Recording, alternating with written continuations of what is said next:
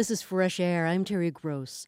My guest is known as the RZA. He's the chief composer and producer of the Wu Tang Clan, which the All Music Guide calls the most revolutionary rap group of the mid-90s. They turned the concept of a hip-hop crew inside out. Wu-Tang was a loose congregation of 9 MCs. Each of them worked under several different pseudonyms and spun off side projects. Time magazine called the group a branded marketing juggernaut. The RZA is also known as Prince Rakeem, Bobby Digital, the RZA-Rector, and Robert Diggs, which is his birth name. He joined his cousins GZA, the Genius, and Old Dirty Bastard in 1992 to form the Wu-Tang Clan. The name was taken from a mythical martial arts sword style said to be exceptionally difficult to master but unbeatable in battle. The RZA has also composed music for several films, including Jim Jarmusch's Ghost Dog and Kill Bill and its sequel, directed by Quentin Tarantino, who shares the RZA's passion for martial arts movies. Now the RZA has a new book called the Wu Tang Manual. Here's Cream from the Wu Tang Clan's 1993 debut album. I grew up on the crime side, the New York Times side. Staying alive was no job, had second hands. Moms bounced on old men, so then we moved to Shaolin Land. A young youth, you're rocking the gold tooth, low goose. Only way I began to G-York was drug loot. And let's start it like this, son. Rolling with this one and that one, pulling out gats for fun. But it was just a dream for the team who was a fiend. Started smoking rules at 16 and running up in gates and doing hits by high stakes, making my way on 5 skates. No question I was speed for cracks and weed. The combination made my eyes bleed. No question I would flow off and try to get the dough. That's the Wu Tang Clan. My guest is the RZA. Welcome to Fresh Air. Well, thanks for having me on the show, y'all. Now, in addition to being, an MC and to being one of the rappers with Wu Tang Clan, you were also the chief producer and arranger. Can you talk a little bit about, composing and sampling the music backing for the records? What your approach is to that? Well, my musical knowledge really came from being a DJ. At the age of 11, I got my first pair of turntables, straight arm techniques, you know what I mean? The hardest ones that you could scratch on. And I was building up an extensive record collection. Even as a DJ with a 4-track, my production style was similar to the style you hear on 36 Chambers, which was taking something from old soul music to something from a funky drum, whether James Brown or Willie Mitchell type drum pattern, and then come with maybe a Woody Woodpecker record, you know what I mean? Yeah. And then mix that in with some kind of classical. So I was a kind of DJ that would do that. When I would DJ at parties, when I would interlude between records, I may throw on a Peter Pan quote or something, and then throw on a crazy hip-hop gutter beat that makes the crowd go crazy. So when I start producing, I had that same approach. So were you, since you had such a wide variety of musical records that you were drawing from, were any of those records things that you first heard from your parents' record collections? Oh, guaranteed. I mean, it's, everything started from what our parents had, of course. So what was in your parents' collection? Oh, my parents had all the soul records from I had a single mother most of the time, but from the Crusaders to the OJs to the Delphonics to the Temptations, you know what I mean, all the way to Kenny Rogers was in the crate, you know what I mean. Mm-hmm. So my mother was being a single mother. I guess she probably went through a lot of different feelings and changes, and she had a lot of different artists and records that she would play, over the years. But what made my selection and collection so ill was it wasn't only my parents' records. I was taking everybody's parents' records, you know what I mean? I went to Inspector Deckhouse, and his mother had a whole closet full of old records that she gave me. Ghostface moms. I mean, people that be in New York City in the village just selling records on the street corner. I mean, I'm a kind of kid that buys everything. I used to buy records everywhere, anywhere, no matter what. And I'm still kind of like that, I've now collected records from over probably 40 different countries. Let's talk a little bit about how you started composing, because you first were DJing basically. You were sampling things from records Mm-hmm. and playing records under raps, but you actually compose now. So how did you make that transition? That was pretty something that came to being. I think around 1995, 96. I had a few platinum records under my belt already. I was getting worldwide recognition, and really a lot of praises from the music industry and community about what I did, what I've done, the sound that I was bringing to the table.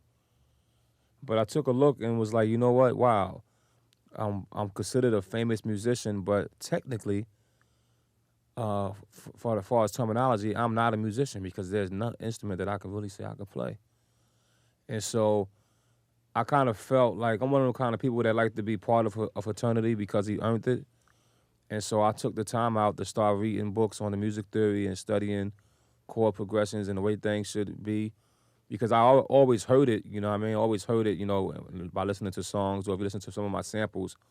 When hip-hop was only doing one loop samples or maybe 2-bar samples, I came with the 4 bars or I came with sample changes, as if I played it, you know what I mean? I was able to take, 3 different parts from one song and make it become, an intro, a verse, and a chorus. So I had the song structure and arrangement always in my mind, but I had to use other people's music. But around 1996, I decided to start studying the theory and being able to make my own progressions and make my own phrases of music. And that's what started leading into me being a composer. Always sample stuff that was similar to that anyway. And so I wanted to learn how to play it myself, how to express it myself. And I think in 1997 on the Wu Tang Forever album, you first hear me doing things like that. You listen to songs like Triumph, and you hear how the strings, they come in. They have it's played staccato, but it's a rise to it. So it's like dun dun dun dun dun dun dun dun dun dun dun dun dun. It rises up and then they drop out, and then the voice will come in, and then that'll drop out. Then you just hit a guitar hit with the piano. So that was like doing 97 is when I started experimenting with the theory of music, chord progressions, and things like that, mixed with my sample DJ background. And that's how I produced Wu Tang Forever. Well, let's hear Triumph from Wu Tang Forever. Here it is. I bomb atomically. Socrates' philosophies and hypotheses. Can't define how I be dropping these mockeries. Lyrically perform armed robbery. Flee with the lottery. Possibly they spotted me. Battle scarred shogun. Explosion when my pen hits. Tremendous. Ultraviolet shine blind forensics. I inspect view through the future. See millennium. Killer bees sold 50 gold, 60 platinum. Shackling the masses with drastic rap tactics. Graphic displays melt the steel like blacksmiths. Black Wu-Tang is Queen Bees, ease the guns in. Rumble with patrolmen, tear gas, lace the function. Heads by the score, take flight inside a war. Ticks hit the floor, die hard fans demand more. Behold the bold soldier, control the globe slowly. Proceeds the blow, swinging swords like Shinobi. Stomp grounds and pound footprints in solid rock. Who got it locked, performing live on your hottest fly. As the world turns, I spread like germ. Bless the globe with the pestilence. The hard-headed never learn. This my testament to those burned. Play my position in the game of life, standing firm. On foreign land, jump the gun out the frying pan. Into the fire, transform into the Ghost Rider. A 6-pack and a street car named Desire. That's Triumph from the album Wu Tang Forever, and my guest is the RZA of the Wu Tang Clan, also a solo artist, and now he has a new book called The Wu Tang Manual. You do something on some of your music that I think you call a detuned piano, and listening to it, I never knew whether it was an electric piano or what, but it has this really distinctive sound. And in fact, I want to play something from the Jim Jarmusch movie, Ghost Dog: The Way of the Samurai, and you did the score for this movie, and it's really that was my first score. Yeah, and it's really wonderful. Let me play the theme from it.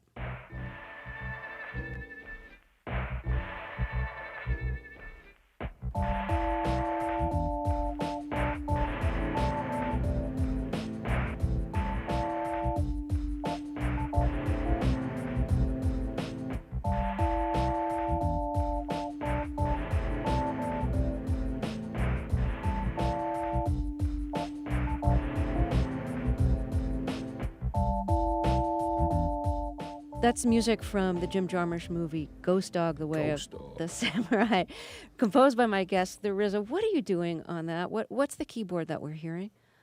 The keyboard that I use for Ghost Dog, I use a combination, but I use mostly it's a keyboard called the Kurzweil 2500, and there's another keyboard called the Ensoniq ASR 10. And the ASR-10 is a sampling keyboard. The Kurzweil is also a sampling keyboard, but it's made with this thing they call VAS technology, which is variable architect synthesis technology.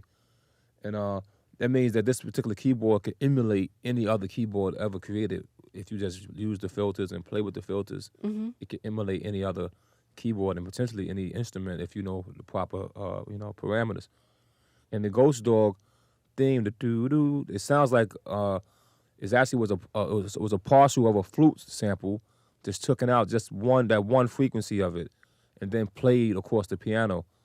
So that was how I came up with that right there, mixed in with some muddy string pads, you know what I mean, and a muddy string guitar sample. Da-na-na-na. So it was a pretty awkward combination, but the sound of it is funny. When I made that particular song, the sound of it was to go along with Ghost Dog had a lot of birds in this movie, you know.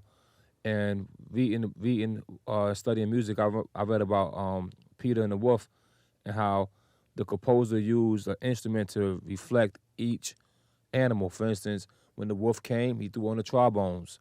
When the bird came, he threw on the flute. So this is why on the Ghost Dog theme, you hear that flute in there because he had a lot of birds. And when the movie first came on, the bird was flying. So I started with that flute sound so you could feel that joyfulness. But it's also put into a RZA context, so it's joy mixed with sorrow and morbid. Morbidity, did you say? Yeah. Yes. Well, there's something very eerie about the theme. That's what I mean. I think I meant eerie. Then if the morbid and eerie don't mean the same thing.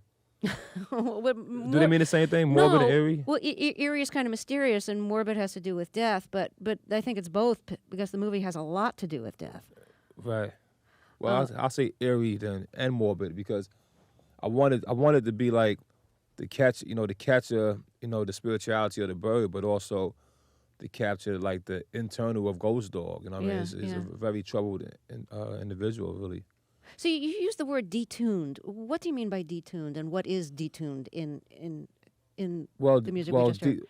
When the piano gets old, right, and it sits in your studio for a long time, it becomes detuned, meaning all the notes are maybe not a half step, but maybe a 1/8 of a step just out of tune in the proper chromatic order, and I like that sound.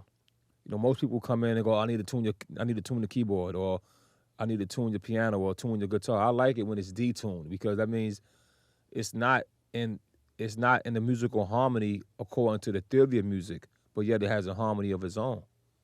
And that's something that I use a lot throughout my whether I sample the sound or whether I played it. That's the sound I use a lot. And I think one of the reasons why that works when you do it is because you're often using like one note lines. So there aren't like chords that you're playing because the chords might sound really raggy, but that single note line it works really well. Out. Yeah. Yeah, because it's like a person that sings that that's vocal trained. He'll be able to he'll be able to sing and give you all the feelings he want to give you, but he may not be able to sing in the key of A, but he'll be able to sing a song that's in the key of A, and just because of if he has a natural style and a good flow, it just somehow mesh all together. I think that's what hip hop singing is. Like a lot of hip hop artists that sing. Right. You hear some of these songs. I know, like people hear it on the radio. Like, how is this song on the radio? Or even one of the great hip hop R&B singers, Mary J. Blige, in her early career, a lot of trained musicians was like, "Oh, Mary's always out of tune," but the hip hop generation loved it because there was no sound like that. His only sound was her. My guest is composer, producer, and rapper the RZA. He has a new book called The Wu Tang Manual. We'll talk more after a break. This is Fresh Air.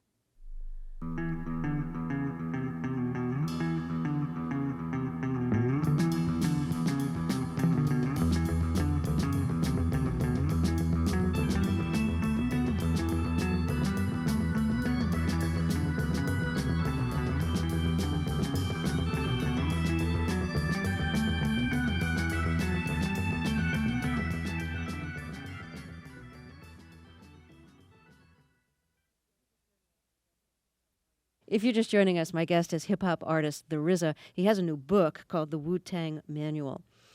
No, you've had several personas over the years. I mean, your birth name is Robert Diggs. You're known as the RZA. That's a name you took when you co-founded the Wu Tang Clan. You're also Bobby Digital, and early in your career, you were Prince Rakeem. So let's take it chronologically. Well, Let's start with Prince Rakeem. I mean, what did you see that persona as being? The music that you made with him is different from Wu Tang. I would say so. Well, Prince Rakeem, you know what I mean? I was basically more of a student in the studies of life, shall I say, and as well as definitely a student to music and the music industry and things like that. But as Prince Rakeem, you know, being young, 17, 18 years old, you know, all you think about is girls, yo. You know what I mean? And I was, you know, pretty popular guy with the girls. Like, you know, a lot of girls found, you know, had good things to say about me. Oh, he's cute, and he always got on some polo and Gucci, and he's just, you know. And I actually like to carry myself like a prince. I was the kind of kid that, you know, kept his fingernails right. You know what I mean? Wouldn't touch my food without a napkin, and you know, walked like Mr. Spock. Had my hands behind my back. I used to walk very straight up and very elegant. You know what I mean? That's how I felt. You know what I mean? Uh-huh. And I probably had about 30 different polo suits that I got, you know, because we had many ways to make hustles back then. But every day I'll come out with a new suit on. You may see me wear a powder blue polo suit with a gold chain, you know, gold teeth, and just something real fly, you know what I mean? And that was kind of the persona of Prince Rakeem. He was definitely a fly guy, as the word was back in those days. Well, why don't we hear a 1991 record that you made as Prince Rakeem, and this is "Ooh, I Love You, Rakeem." Oh no, okay, let's go for it. Come on. Okay. It seems I'm a fiend for a sex routine. Love to hear them scream. And my response is, oh, always satisfy them. You know how I flow. With sex, I'm not lazy. I'm buck wild and crazy. I kiss the bosoms, but never eat the daisies. And my ladies love me deeply because I'm handsome, charming, and freaky. And when they meet me, they won't go. And now I'm stuck. Okay, so let's move from Prince Rakeem to the RZA. How does the RZA compare to Prince Rakeem? Well, when I came with Wu Tang Clan, and the first single was called "Protect Your Neck," and you'll notice in the video, it's like exit Prince Rakeem and enter the RZA, because there was no time for me to be a pretty boy. There was no time for me to be this elegant guy that was, you know, into the ladies and into how I dressed and into how I looked. I became the RZA basically, which was a total rebel, really. You know what I mean? You know, somebody that had it with society, and that was coming to get his fair take of society. You notice when I came in as the RZA, I was, you know, came very militant in my look. I was very militant in my action. I just went through so much different personal traumas, as far as with the law, with my life, with people in the streets, the hood, and I basically made a Z. You know what I mean? I made the first curve in my Z, shall I say? And I was like, you know, I'm not longer Prince, no longer Prince Rakeem. That's part of my attribute, but I'm going to be the RZA. You know what I mean? Because you know that means I was strictly dealing with focusedness. It's funny because I didn't even like care how I dressed. I didn't even change my clothes that often. You know what I mean? I just was this one focused individual that was built on making a legacy for himself. And the Z in mathematics, you know what I mean? Because, you know, I study mathematics. And the Z stands for zig, zag, zig, which represents knowledge, wisdom, and understanding. It means like you can go this way, and sometimes you're going to have to zag back because you're going to go back and check on yourself. But then you realize you was going the right way in the beginning, so you zig again. And that shows you that sometimes you may know something, and you can understand it, but if you don't live through it, you know, it's not fully understood by you. And so that zag is me living it out. And when I zagged, you know, I went through so much troubles of life and life experiences. So now I have the experience. So now I had to zig again. And that's what really put that Z in my name. I was like, you know what? I done went this way, that way, and now I understand which way I got to walk. And I actually walked a very straight, narrow line from the day that I took that title to RZA. I didn't really, you know, commit sins or just, I was a real straightforward, focused, determined individual. And I gave myself a 5-year period. you know what I mean, of to make sure I stayed on that path, and that's what I did. And after the 5 years? Well, after the 5 years, which I basically had took that name in 1992, and then by 1997, my idea was I would be on the top. That musically, and what I stood for would be the top of the top in the world. And I think in '97 it happened. I think in 1997 Wu Tang made a #1 record or something like that. It was the #1 hip hop group, #1 selling hip hop group at the time. Nominated for Grammys and all that. And really the #1 influential groups at that time. So it actually kind of came to fruition from that 5-year plan. The RZA will be back in the second half of the show. He has a new book called The Wu Tang Manual. Here's Protect Your Neck, the song in which he made the transition from Prince Rakeem to the RZA. I'm Terry Gross, and this is Fresh Air. Yo, chill with the feedback block, we don't need that. It's 10 o'clock, ho, where the f to see that? Feeling mad hostile, ran out postal, flowing like Christ when I speaks the gospel. Stroll with the holy roll, then attack the globe with the buckets. Style, the ruckus, 10 times 10 men committing mad sin. Turn the other cheek and I'll break your chin. Slang boom bangs like African drums. Coming around a mountain when I come. Crazy flamboyant for the rap enjoyment. My clan increase like black unemployment. Yeah, another one dare.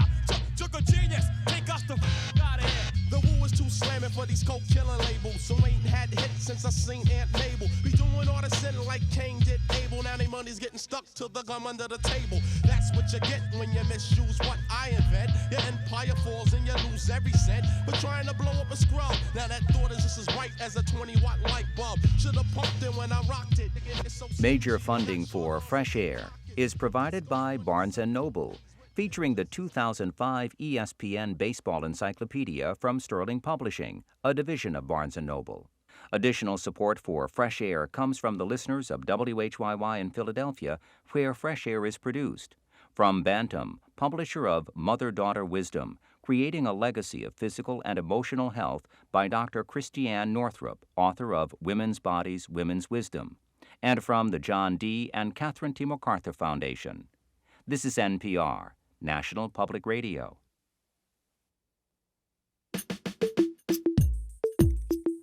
Coming up, the RZA on how the martial arts and movies have influenced his music. He's written the scores for several films, including Quentin Tarantino's Kill Bill and Jim Jarmusch's Ghost Dog, The Way of the Samurai.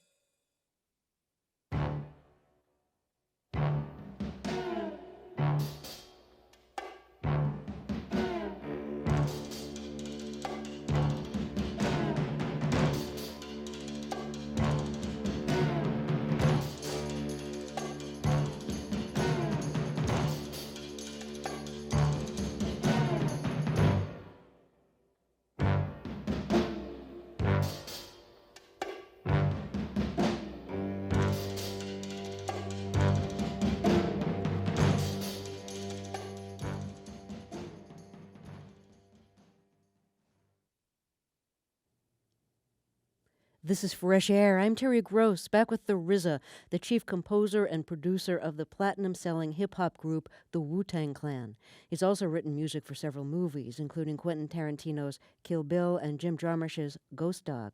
Now he has a new book called The Wu Tang Manual. So we're talking about your different, personas as a performer.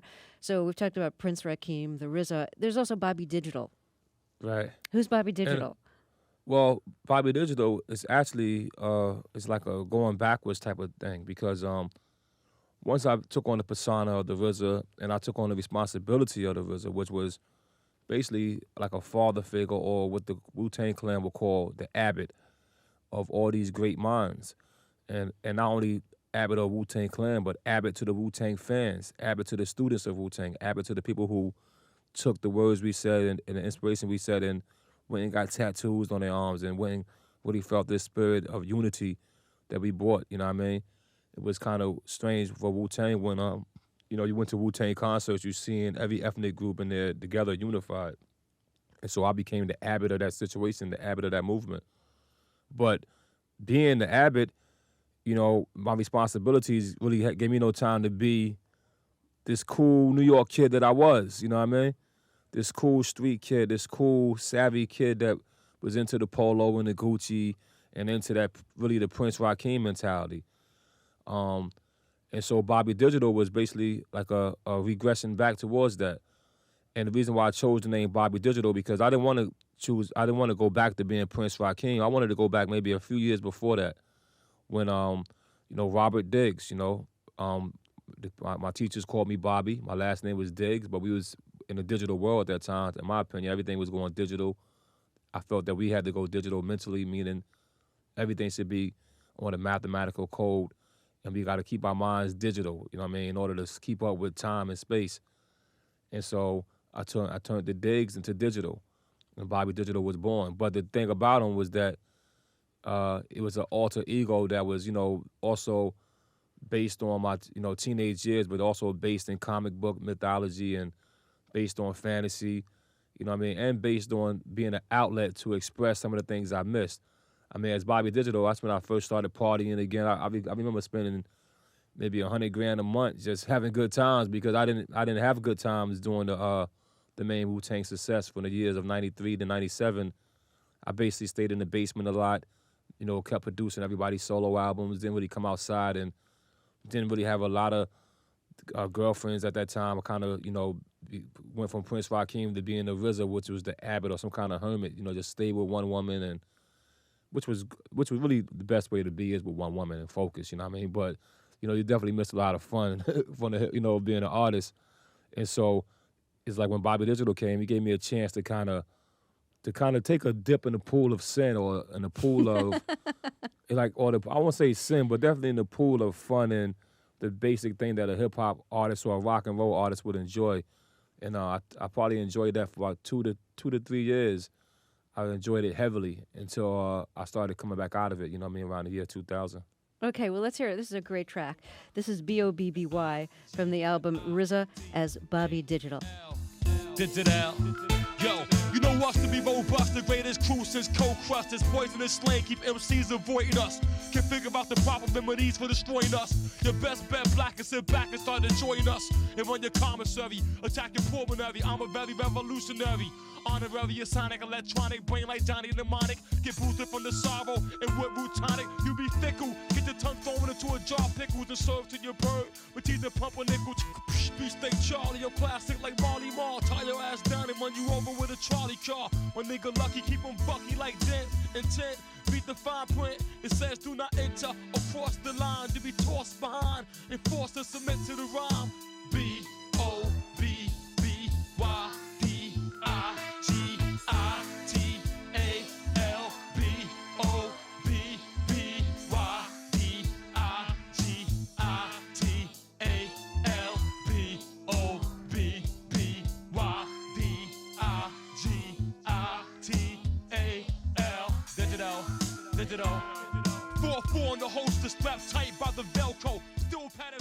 That's from the album RZA as Bobby Digital. My guest is hip-hop artist The RZA, and he has a new book, which is called The Wu Tang Manual. I really like that track a lot. It's funny, like your influences, you have so many influences musically, but conceptually too. Like one of the really big influences in your life is martial arts movies and samurai stories. And, the samurai, man, that's all about focus. That's all about discipline and using all your energy to focus on whatever that skill is. But, your influence is also comic books, and you started off doing more of like party records. And like the party vibe and the focus vibe are really just coming at it from opposite ends, which is one of the reasons why I find it interesting you've had all these different personas, because I guess that's given you the chance to kind of embody those different, to express those different influences. Yeah, also I'm a I read a lot of things, right? But I kind of felt like even at a young age, and even as I went through the phases of hip hop, that a name is like an attribute. You read in the Holy Quran, it says the 99 attributes of God. You know what I mean? And it's different attributes that's used to describe them. And to me, that's how names are. You know what I mean? It's like if you look at me as Prince Rakeem, you could kind of picture the kind of person that we're talking about. And even though it's the same person, but it's a characteristics of that person. You know what I mean? And everything has a yin and a yang in it. Everything has a yin and a yang. So it's two extremes. So it could be one extreme of positivity and one extreme of negativity, because that's the yin and the yang of it. And I think being aware that I knew that personalities sometimes can have names, and not schizophrenically, but definitely a personality can be named. And you notice that a lot of artists in hip hop, as well as hip hop, as well as artists in the music industry. Look at Garth Brooks. He even came with a alter ego to describe a certain sound of music he was doing that wasn't in line with what his fans knew, but it was something that he felt, and he named it something different. You know what I mean? My guest is composer, producer, and rapper the RZA of the Wu Tang Clan. He has a new book called The Wu Tang Manual. We'll talk more after a break. This is Fresh Air.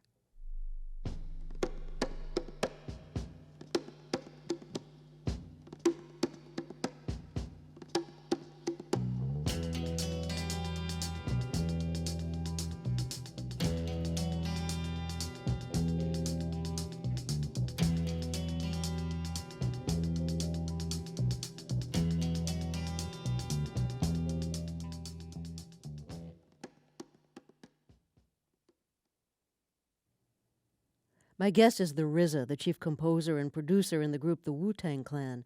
The name is inspired by a mythical martial arts sword style. Now the RZA has a new book called the Wu Tang Manual. What would you say has been the influence of martial arts movies on you as a performer or as an artist? Oh man, I think martial art movies have given me a tremendous amount of influence and inspiration. I mean, not only from the beautiful fight scenes and the beautiful art they display, but even the storylines and the heroic way that the martial art films put their characters. You'll see one man fighting 10 men, you know what I mean? Or you'll see 3 men up against an army, and each one will die for each other no matter what. It's like, no, I got it. No, I got it, brother. You leave. No, brother, you leave. You see that kind of loyalty in the film. That inspired me. And also the music and the stings and the stabs that used to come out of nowhere, because the a fight scene has to be edited, and so therefore the music had to be edited to match the fight scenes, and they had a very abstract flow of music in these movies. So I had a lot of inspiration on that. And then finally, the philosophy. I was able to pick up on the philosophy that was being talked about in some of these movies early, because I was familiar with certain kind of knowledge and from reading the Bible and things like that. So there's a movie called The 36 Chambers where you see the monks are talking to each other, and one monk is like, he's saying the 5 tones different every ear. You know what I mean? The 5 colors blind every eye. Silence is bliss. Do you hear the sound of bells? We hear nothing. All is empty. And so you're just looking at these people say this, you're like, what is this right here? You know what I mean? Without wisdom, there is no gain. And this is a kung fu movie. And that was like the 35th chamber of kung fu, which was basically studying sutras, memorizing them, and talking about them. And I was inspired by that, yo. I started like paying attention to what they were saying in these movies, and I kind of caught like a fantasy history of the Shaolin Temple, their heroes, what happened to it, how it got burned down, and I learned all this from movies. And when I went back and referred this information I got from movies to the real historical facts, maybe some of the names were not right, but the incidents were correct.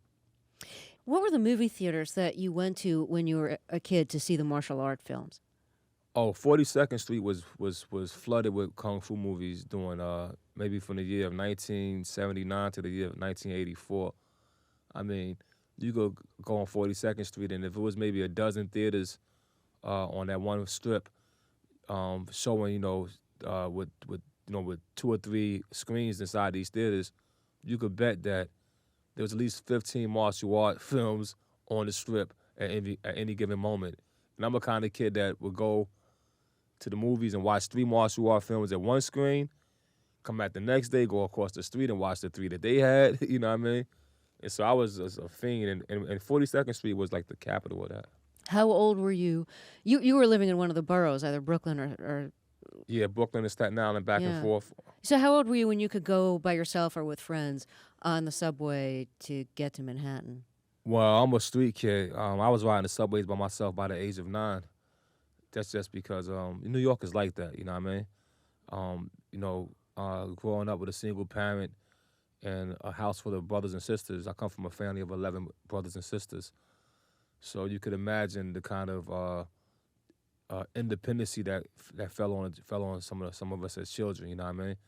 And so I was riding trains to Manhattan at the age of 9. By the time I was 11 years old, I was taking myself and my little 7-year-old brother with me and my 6-year-old brother all the way from Brownsville, Brooklyn to 42nd Street, Manhattan. That's like a 45-minute train ride. And we'll get off and go to the movies. And the movies actually have signs on it, 17 and older only. And I'll have to ask a stranger on the street to buy my tickets and all that just to get inside the theater and sit there and watch some kung fu films. Bringing food from home, maybe some chicken wings in my pocket or something, you know what I mean? It was crazy, but it was a path that when I look back on it, I look at it as a destined path because the urge and the hunger that attracted me to martial arts and the urge and the hunger that would attract me to travel all the way from Staten Island to get on a bus to a ferry to a train and ride all the way past Yankee Stadium, to go hear hip-hop, to go to Soundview Projects with the RZA, to hear somebody rapping and talking and to see breakdancing, or to travel all over and ride trains just to write your name and graffiti on it. It's strange how the urges of it is like almost as strong as the urge of sex. You know what I mean? When a sex urge leads men to all kind of foul malpractices, from rape to suicide if a man get his heart broke like that. So imagine that same kind of drive and urge for martial arts and for the study of knowledge and for music and hip hop. It's like that's the kind of urges I had, and man, it was kind of a blind urge too, because I really didn't understand it until now. I see that, wow, what a path that was chosen for me. Okay, so you just had this instinctive urge to hear music, to go wherever you had to hear the music you wanted to hear, and to go as far as you needed to see the movies you wanted to see. And that was an incredible education for you, particularly in the field that you are in, which is music and movies, because you write scores for movies. What was actual school like for you, where you were officially supposed to be getting your education? Well, in school, I made a lot of teachers that was very impressed with me, but I wasn't a very attendant student, you know what I mean? I mean, any given year, whether it was even living with my mother from poverty and from the times we suffered, with so many brothers and sisters, and it's like, I would miss 40 days out of any given school year.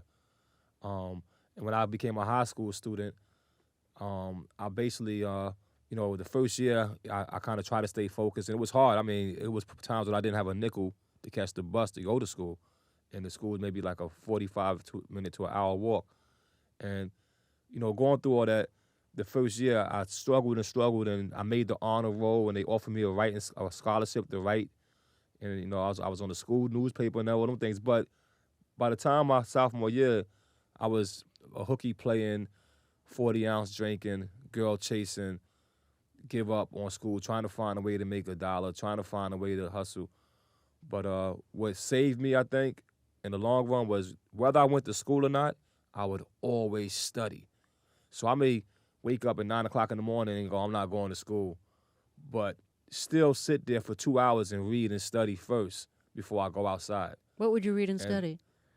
Well, I'm a type of, I would study the books I got from school, whether it was my math book, my science book. I would study any book I got from school. At this time, I loved the Bible, so I would read the Bible a lot.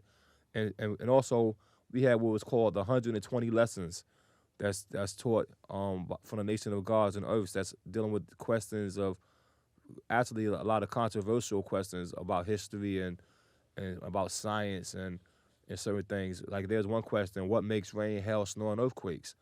And the answer to the question was the Earth is covered underwater 3/4 of its surface, and the sun and moon have attracting powers on our planet towards water up into the Earth rotation, which is called gravitation, and a fine mist that your eye can't see. But as it's a mist ascends higher and increases with other mists of water and different currents of the atmosphere until it becomes heavier than gravitation, then it distills back to the Earth in the form of drops of water or drops of ice, which depends on how heavy the mist was or the current of the air was in.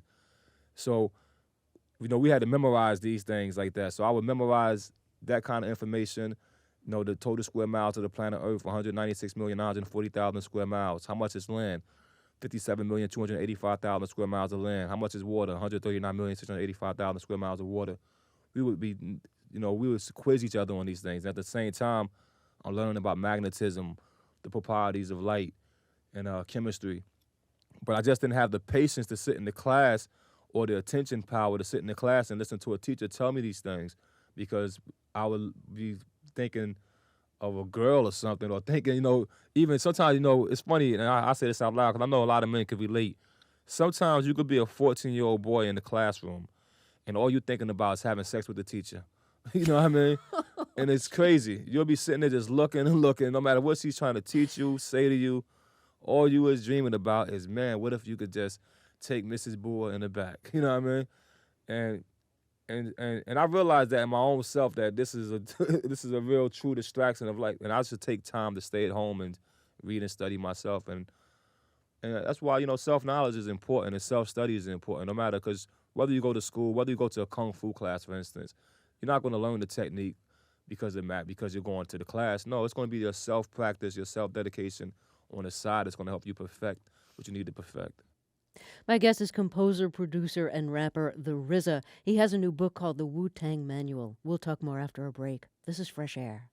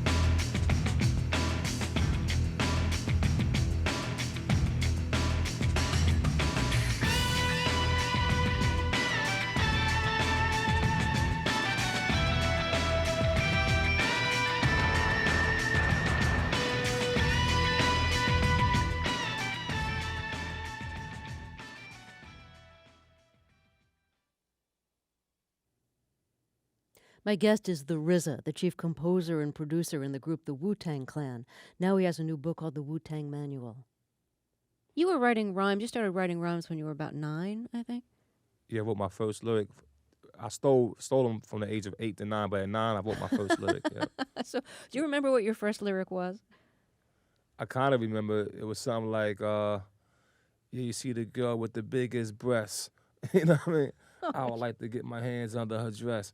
It was definitely straight up, the wrong thing to think about, but it was sex fantasy. Even when you were 9? Oh man, you could imagine growing up in the hood. I mean, 9 years old. You tried things at 9 years old, yo. I mean, I want to get into my personal life and get psychological, but I mean, I tried at the age of 9. And I know at the age of 11 I was successful at doing what I wanted to do. You know what I mean? By the time I got to 11, I knew many things about women already. So that's just that's just I don't know if that's I think that's just growing up poor. Somebody told me that. I was talking to Quentin Tarantino. We had a long talk about this, right? And he said I was talking about how my children don't seem to be like me. Like at the age of 9, I already had marijuana in my system. Drinking 40 ounces, 30, it was only quarts back then, drinking 32 ounces of Old English. And I was only 9 years old, smoking joints and stuff like that. So it's like, I look at my son, I have a 9-year-old son right now. He don't know nothing about nothing. and it seemed like his life is totally oblivious to where I was at that age. And I was talking to Quentin about that, like, trying to like ponder and understand it. And he basically kind of gave me some insight. He said that when you were poor, you know what I'm saying, you don't get a chance to truly live your childhood out. There's so many things on your mind, so many things that's pulling you. And sex is probably one of the best, cures or regressing, sex and drugs from the problems of the world.